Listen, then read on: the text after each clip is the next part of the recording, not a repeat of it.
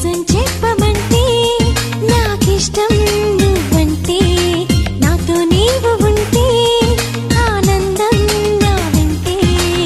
ఈరోజే మెరిసింది ఒక తారక, నీ స్నేహం కోరింది మనసాగక.